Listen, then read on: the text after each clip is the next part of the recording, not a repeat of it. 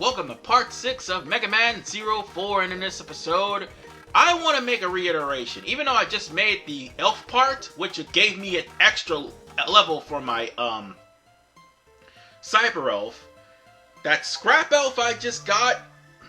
See, here's the thing. I made a mistake. I was supposed to use the light bulb that is in the stage, and the only way to do that is to use the Zero Knuckle and use it to shine it on the Cyber Elves. And by the way, you shine it on the last Cyber Elf at the end of the stage, because the last Cyber Elf at the end of the stage is right near 3 rays of light in the area of the hibernation chamber when it is in a sunny day. So that way it'll instantly kill the Cyber Elf and it'll drop Cyber Elf parts. So that basically is the correction for that. Now, today we're going to be going after Mino Magnus in the stage that is advantageous to him, which is the magnet field. Now, since there's a lightning storm in the magnet field, there's going to be high jumps, and more importantly, there are going to be parts where these capsules will be active, and it'll stunt your jump. Turning off the magnet field would mean you can actually go there without any problems, and it'll be easier on you because all the electricity will be dead in the area. That will probably rob you of the EX skill from Mino Magnus, but at the exact same time,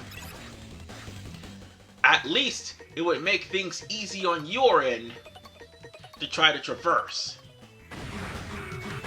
Now, you can take the high road or the low road in the first half of the stage. However, that won't be the case in the second half. We'll get to that bridge when we get there. And this Axeloid right there, you might want to grind those now, because yes, they do show up in a later stage. My least favorite stage in the whole entirety of the game, but still, I would rather you get these now as opposed to deal with them later.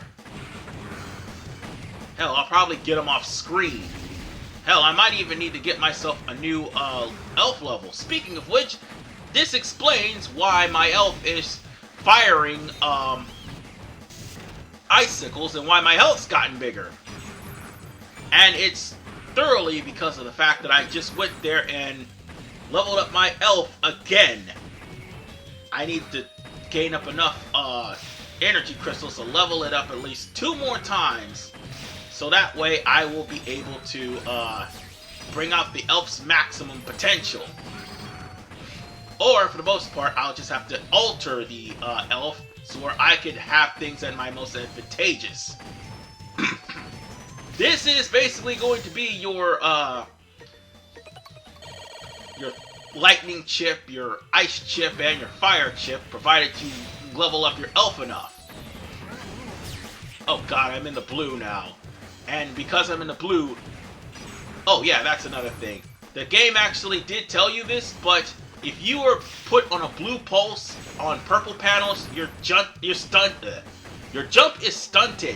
But if you were put on a purple panel with purple charge, your jumps will actually...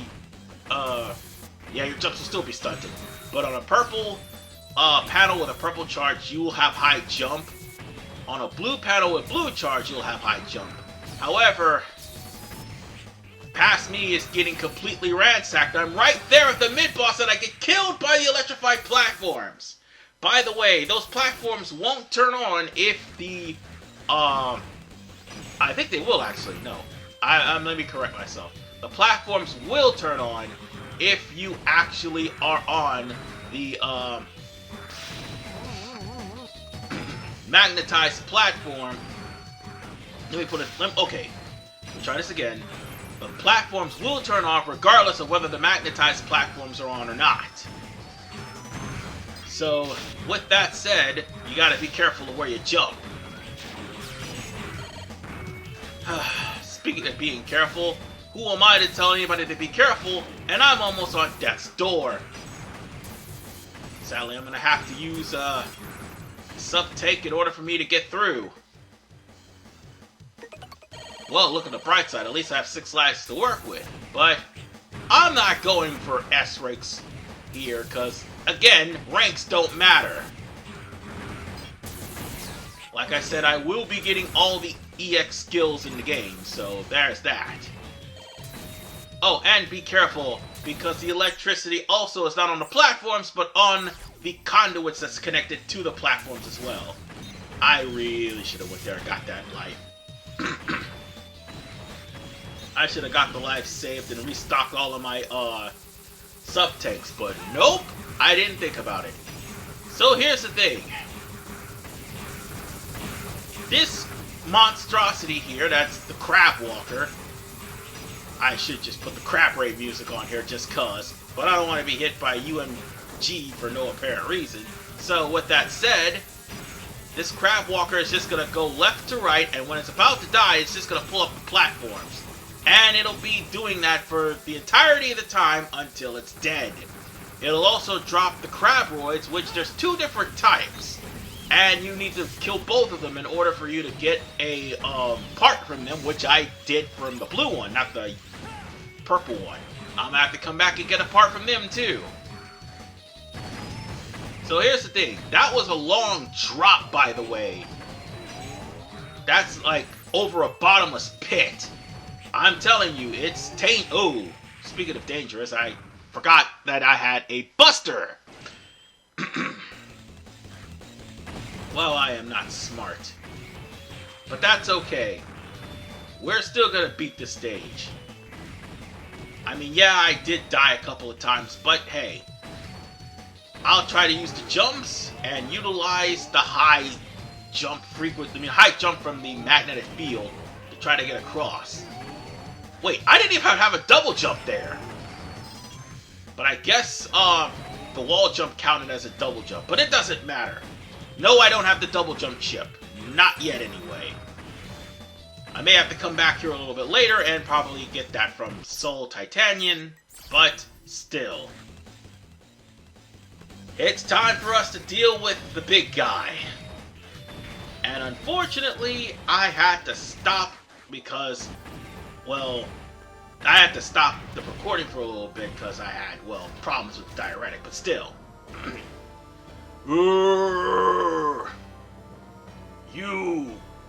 You finally come, Zero. I won't let you stop Ragnarok. I am the great Mino Magnus. God, you are dumb. I will crush you and then, Seriously, you don't even know what to do next after you beat me. I really don't have time to listen to the rest of this. Let's go. Yeah, he's fucking stupid, but he is one of the hardest bosses in the game for a reason. Well, for one, him catching you and putting a magnetic polarity on you that stunts your jump is one of the things. The second thing, him trying to pull you with his magnetism. Also, him throwing a magnetic tractor beam over you, which will attract trash and will actually do damage to you. But if it's far away from him, he will try to slash the trash, and the trash will bounce up and ricochet off of the wall. However, once he gets to his last stand mode, that's when things get real dangerous, where he splits up into 4 parts, or should I say 5 parts, with each of his parts coming to attack you. I mean, yeah, this isn't a... Oh god, I got hit! Okay, sub-tanks? You know, having sub-tanks is very great. Jump, you fool! And I still got hit. It doesn't matter, we got him, basically. And for some reason, Fenrir Luna Edge's weapon doesn't even reach him. Ah, I lost. How can this be happening? Yeah, you're dead. But yeah, somehow Fenrir Luna Edge's weapon doesn't reach him. However, Kraken weapons does. That's the bad part. So if you're trying to use Fenrir Lunar Edge's weapon for this, don't. I don't even think the Buster could actually hit him, because his weakness is basically his head.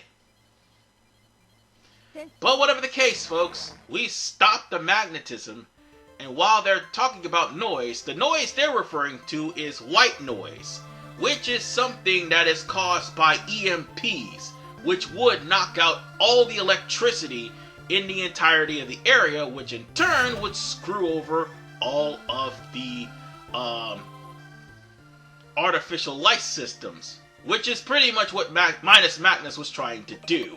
Speaking of Mino Magnus and what I got from him, Mino Magnus gives me the Tractor Shot, which is an electric attack. Decent. But I'll see you guys in the next episode of Mega Man 04 when we go after Heat Gimblem, which will take care of the first half of the 8 Warriors. This is RFman 95. Peace out and take care.